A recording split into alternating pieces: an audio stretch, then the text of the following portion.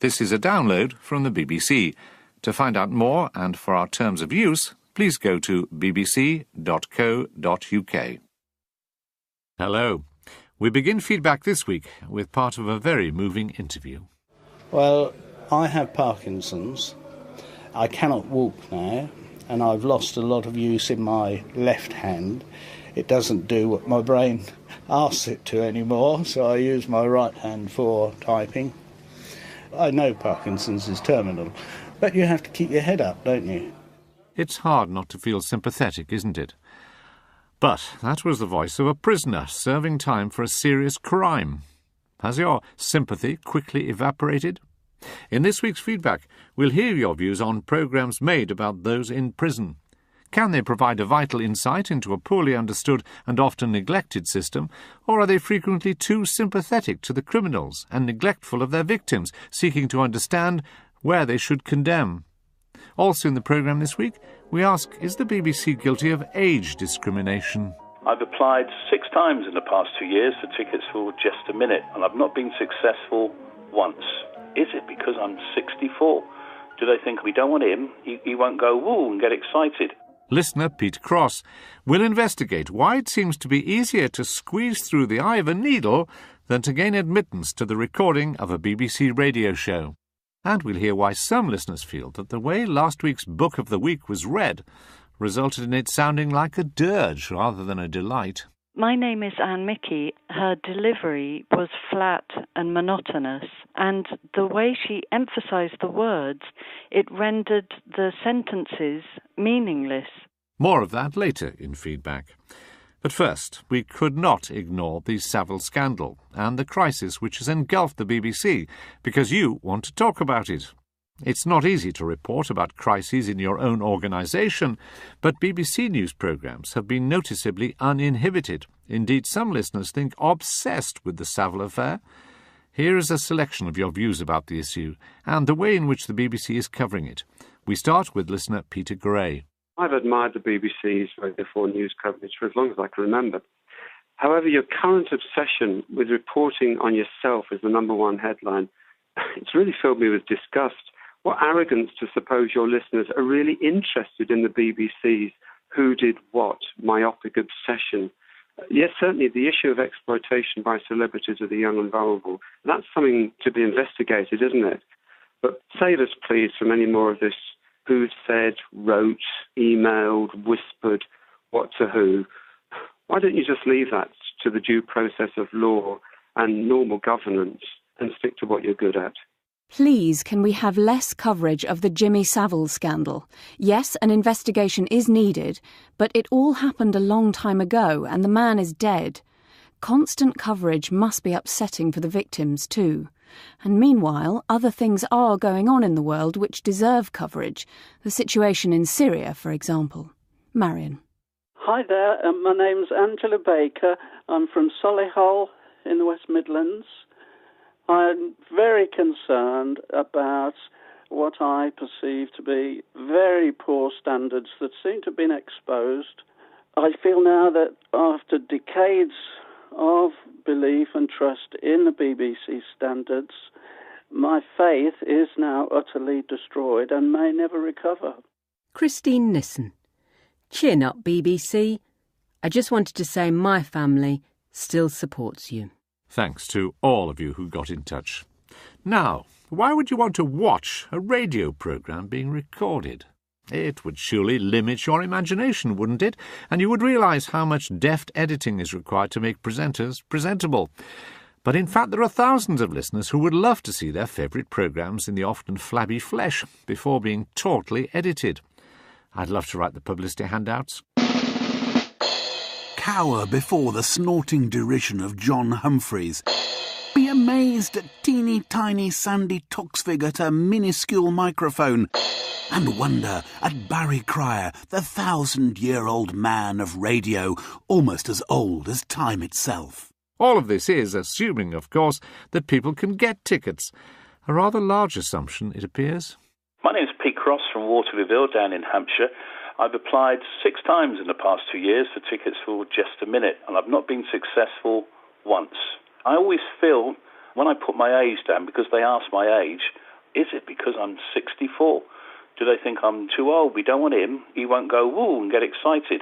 Hello, my name is Ada Burns, and I've signed up for ticket alerts, but I've kind of come to realise that commonly these are only advertised with about kind of 10 days, 2 weeks notice.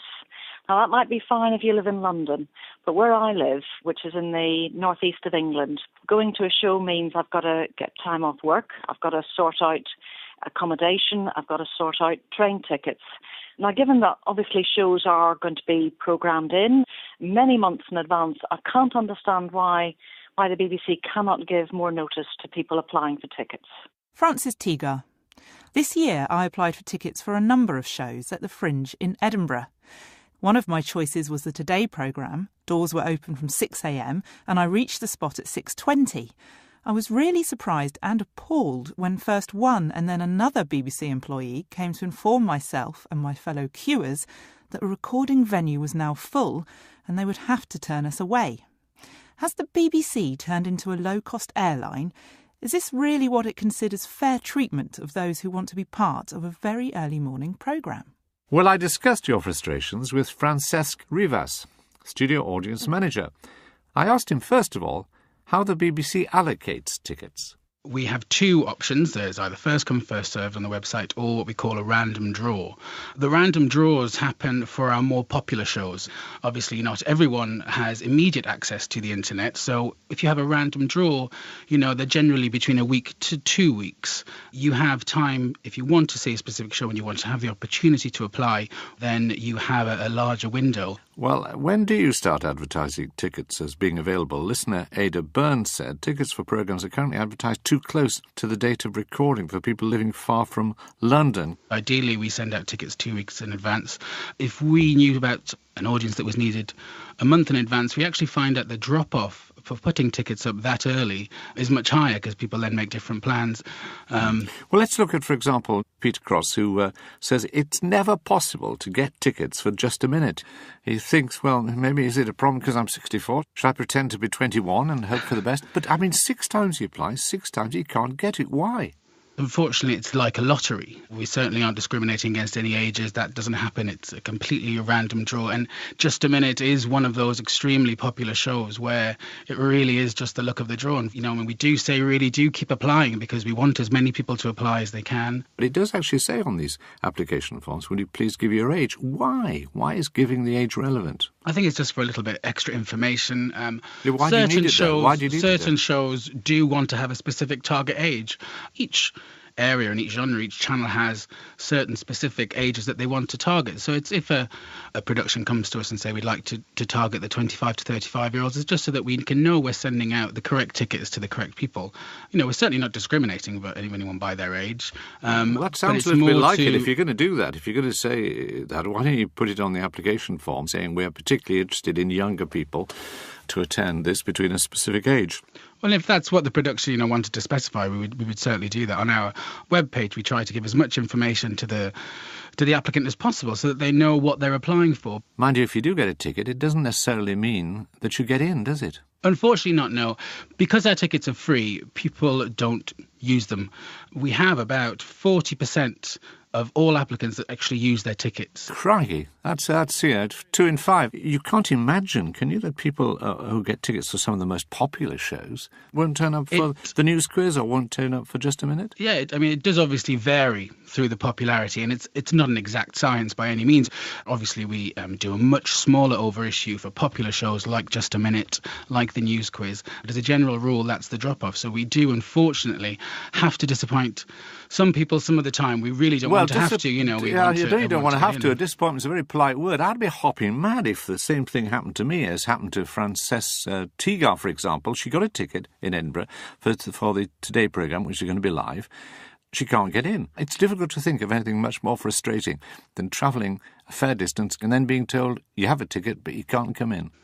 Absolutely, it's very frustrating, and we understand that, which is why we explain it through the entire application process. When we tell people on the ticket that, again, we tell them it doesn't guarantee them entry. So we do try to manage expectations. In Edinburgh Festival this year, I was there at Edinburgh Festival, we had a much, much higher take-up on tickets than we did last year, and that was seen across the festival. Unfortunately, this year, we did have to disappoint more people than we would have liked to. So next year, with the festival, are you going to change the policy? Well, I mean, we'll definitely be looking at it. I think we would definitely send out less tickets and also maybe have more of an opportunity for people to pick up tickets on the day. Because that'll probably mean, if not guarantee, mean it's much more likely that people will go along if they've actually made the effort to pick up the ticket. Exactly. Our thanks to Francesc Rivas. And we did ask Radio 4 whether it might be possible to choose bigger venues so more listeners could get in. They could be made to pay a small charge for admittance, which would cover the venue costs and might make it more likely that listeners would actually turn up. This is what they told us. There are many factors which have to be considered when choosing a venue: the acoustic, the nature of the performance, and the atmosphere required. Also, the BBC has a policy as a public service broadcaster funded by the licence fee that the audience should not be charged for access to its programmes. Earlier this week, at Prime Minister's Questions, David Cameron insisted that prisoners would never get the vote under his government, even though such a stance puts him at odds with European law. This country has the largest prison population in Western Europe, and there is a constant debate about what should be given priority, punishment or rehabilitation. Many listeners are just as divided about the value of making programmes about prisons, which of course Radio 4 has done a lot of. Two recent examples are Gay on the Inside, in which Stephen Fry looked at the reality of life as a gay prisoner, and Poetic Justice, in which prisoners reflected on their experiences in verse. One small step forward, taking 2 large steps back. Repeating this motion, there's something I lack. Exercise for my body. Hello, it's Mike Gibbons from Malpas in Cheshire. I just wish to compliment the programme Poetic Justice. I'm a retired police officer of 30 years' service, and throughout my service I met many people who had no future for no fault of their own. Every episode captured it perfectly, and I also admired the poet who inspired them to produce the best poems I've ever heard. Superb. I'm Jane, and I listened to Gay on the Inside. I was surprised how open some of the people were, because one hears all sorts of horror stories about what goes on in prisons. After the initial shock of realising that I was going to prison, then it was like, oh my God, this means that I'm going to be beaten up, who knows, someone's going to rape me, and in the worst case scenario, I might even die. But I think programmes like these are good because they help us to understand what's going on and how people react. However, several of you do have questions. Listener Kathy Saban emailed to ask, doesn't making programmes in prisons and talking to prisoners just glamorise crime? I'm Nicola Evans, and I've wondered, how do you draw the line between cozying up to the subject and you've got to have a relationship with them to be able to make the programme, and yet portraying them in a way to the public that seems too sympathetic? We decided to bring together 2 producers who have recently made programmes behind bars. I'm walking into Maidstone Prison. Rex Bloomstein has made many prison documentaries, and earlier this year he co-produced and presented Dying Inside for Radio 4. Before you're allowed in, you may have to be searched, like I am. Is it OK if I just give you a rub-down search? Do. It's just a rub-down search, sir. The programme explored the experience of older prisoners who comprise the fastest-growing group. Someone's been assaulted or there's someone in trouble. We've been here about 10 minutes and we've heard... Joining Rex Bloomstein is producer Rosie Dawson, who in the series The Bishop and the Prisoner followed the Right Reverend James Jones as he spoke to inmates, officers and commentators about what prison is for and whether prisoners can be helped to become useful citizens. I began by asking Rosie what first struck her about the prison environment. Noise, I think, is the immediate impact. There's always something going on in the prison as you're walking along the corridors to your first interview or meeting. There will be alarms going off. Somebody will be walking past you quickly to get to something or other that's going on somewhere, and you're wondering what it is. It's a very, very noisy place, a prison. In your case, Rex Bloomstein, you were going to prisons with a very high proportion of sex offenders. How did that feel, knowing you were surrounded by people who'd committed that sort of offence? Well, no different from being in many of the prisons that I've recorded in. You are, in a sense, an extraordinary place. I mean, it is a remarkable thing to be in a prison where everybody you see who's a prisoner has committed a sexual offence. It's very disturbing. There's always the possibility of violence. And as Rosie was saying, it's very noisy. And there's always things going on. Yet, when there's lockdown, when all the prisoners are behind bars, it's very quiet, almost eerily quiet. And you realise that there are all these stories why these people are there. I mean, 80-odd is, in my opinion, a diabolical liberty that anybody of that age should go in. I mean, where do you draw the line? I mean, 90, 100? But no. People in here with one leg, electric buggies to get around in. But the issue is, what risk do you represent to the public? None at all. Never did when they put me in here. Desmore, phoning from the Isle of Skye. I'm quite concerned about the large number of programmes, about how difficult life is inside for convicts. In one programme, the presenter clearly wanted us to feel sympathy for aged sex offenders who travel around prisons in mobility scooters, which cost taxpayers thousands of pounds. Rex Bloomstein, did you want the listener to feel sympathy for the prisoners? Well, sympathy has always been a very loaded question. In the end, you have to establish a rapport, and there's no point in my being judgmental with them. Society has already judged them. I mean, I wanted to understand more about what it was like to be old and to get them to explain to me. And I think in the pained reactions of so many of them, I think you get a deeper glimpse of why they might be there. Is there anything that you would want to do to change your world? I'd say yeah, but at the end of the day, our lives make us who we are. So I wouldn't change anything really. I've learnt my own mistakes. I've learnt what I can do and what I can't do. So, to be honest, no, I wouldn't. I can't say whether or not Aaron deserves to be in prison, but as a bishop, I think I am in a position to say society has failed him. My name is Tony Holt. It does seem to me that the offender gets an awful lot of attention from everybody, but the offended against get very little of that attention. And I wonder whether a producer of a programme which concentrates upon offenders feels any sense of responsibility towards those who've been offended against. Rosie Dawson, perhaps you should offer those who have been wronged the opportunity on air to talk about their experiences. Yes, well, we did do that in The Bishop and the Prisoner.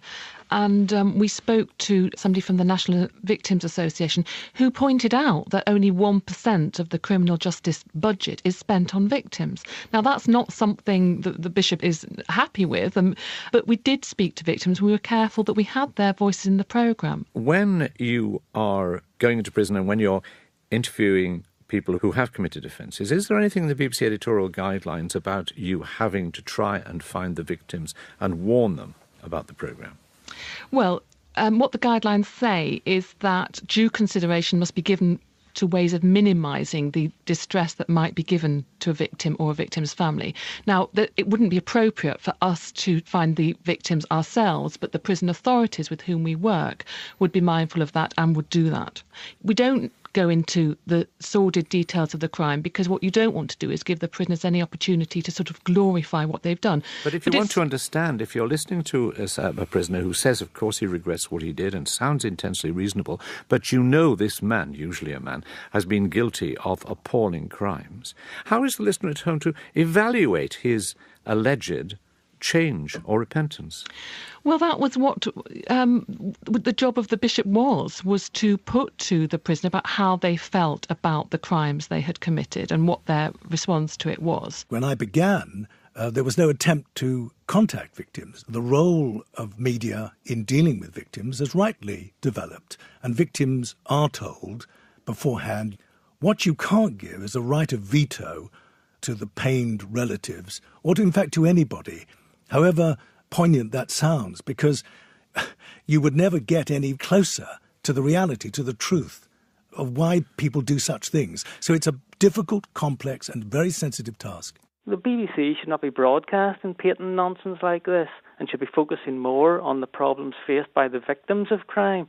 The Bishop of Liverpool is doing everything he can to try and convince us that convicts are really good guys who've had some bad experiences that sent them off the rails. Rosie Dawson, listener Des Moore, convicts are really good guys who have had some bad experiences that sent them off the rails. Is that what he was trying to do?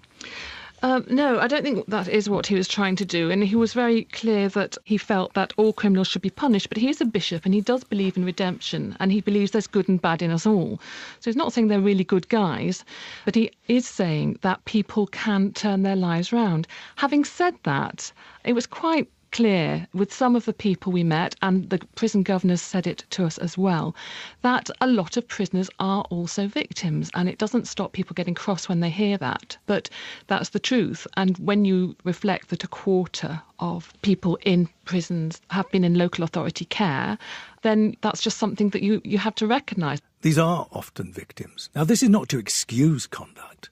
That's not to excuse anything. It's to try and understand what on earth has happened.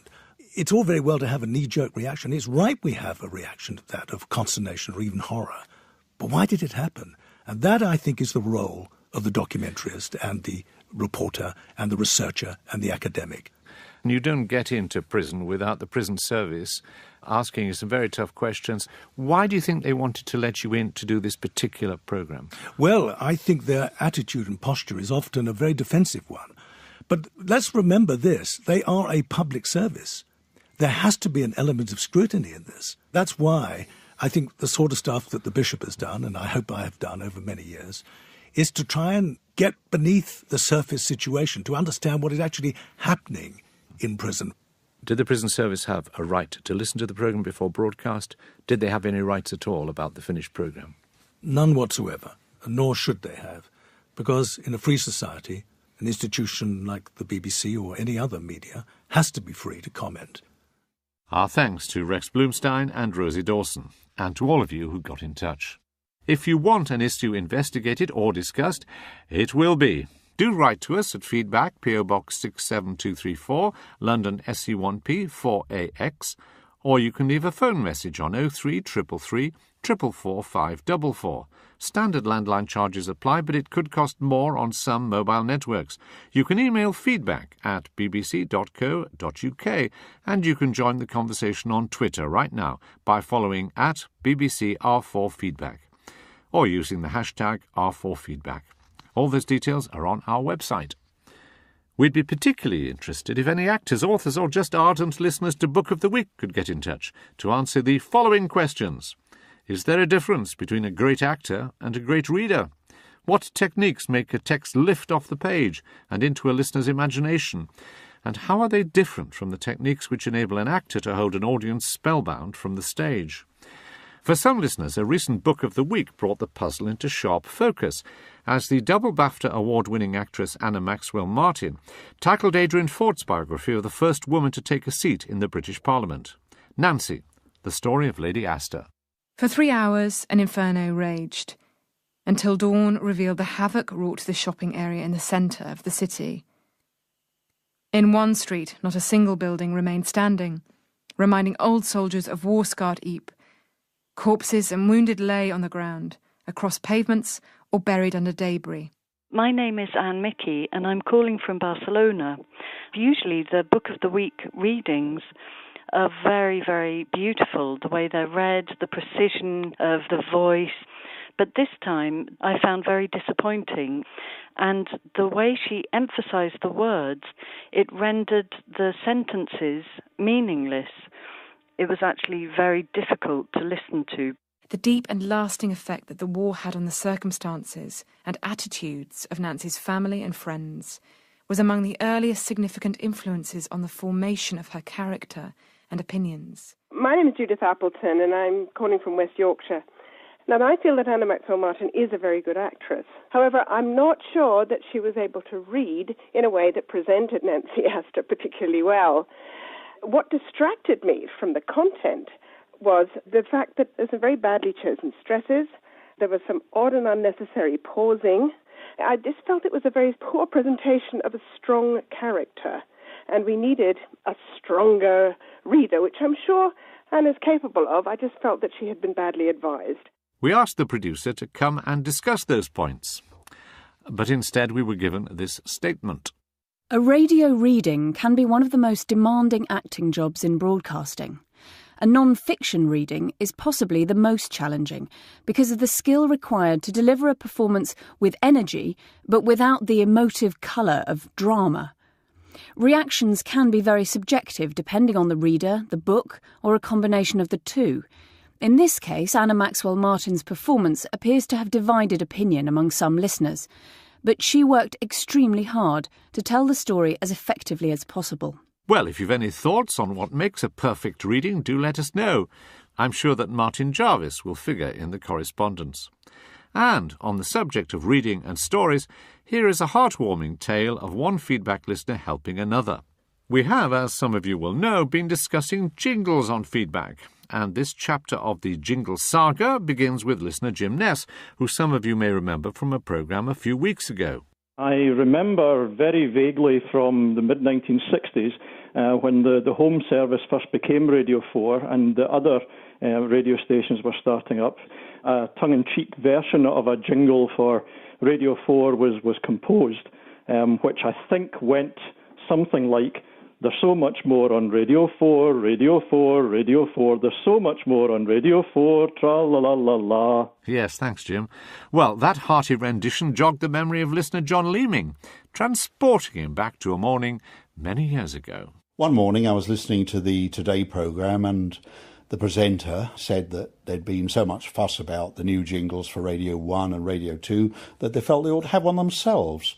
And they got Richard Stilgoe to record something. So I got my tape recorder ready, and, well, here it is after all those years. And I'm glad that we've been able to find a use for it after all that time. There's so much more on Radio 4.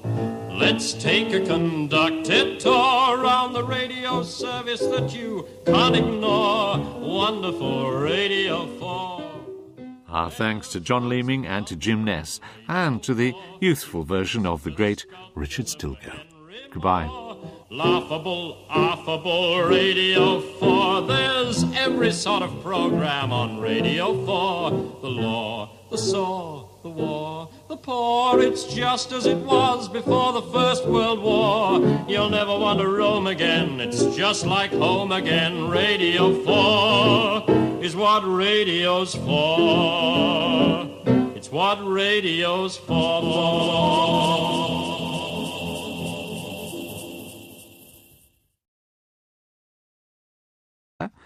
Here is a selection of your views about the issue and the way in which the BBC is covering it. We start with listener Peter Gray. I've admired the BBC's Radio 4 news coverage for as long as I can remember. However, your current obsession with reporting on yourself as the number one headline, it's really filled me with disgust.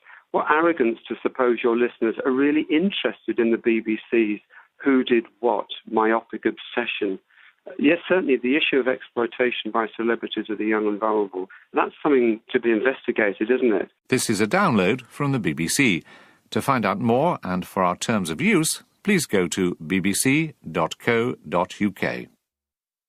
Hello.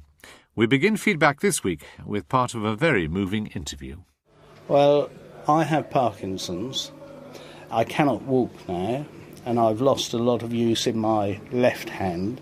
It doesn't do what my brain asks it to anymore, so I use my right hand for typing. I know Parkinson's is terminal, but you have to keep your head... Guilty of age discrimination. I've applied 6 times in the past 2 years for tickets for Just a Minute, and I've not been successful once. Is it because I'm 64? Do they think we don't want him? He won't go woo and get excited. Listener Pete Cross will investigate why it seems to be easier to squeeze through the eye of a needle than to gain admittance to the recording of a BBC radio show. And we'll hear why some listeners feel that the way last week's Book of the Week was read resulted in it sounding like a dirge rather than a delight. Head up, don't you? It's hard not to feel sympathetic, isn't it? But that was the voice of a prisoner serving time for a serious crime. Has your sympathy quickly evaporated? In this week's feedback, we'll hear your views on programmes made about those in prison. Can they provide a vital insight into a poorly understood and often neglected system, or are they frequently too sympathetic to the criminals and neglectful of their victims, seeking to understand where they should condemn? Also in the programme this week, we ask, is the BBC guilty? My name is Anne Mickey. Her delivery was flat and monotonous, and the way she emphasised the words, it rendered the sentences meaningless. More of that later in feedback. But first, we could not ignore the Savile scandal and the crisis which has engulfed the BBC, because you want to talk about it. It's not easy to report about crises in your own organisation, but BBC News programmes have been noticeably uninhibited. Indeed, some listeners think obsessed with the Savile affair.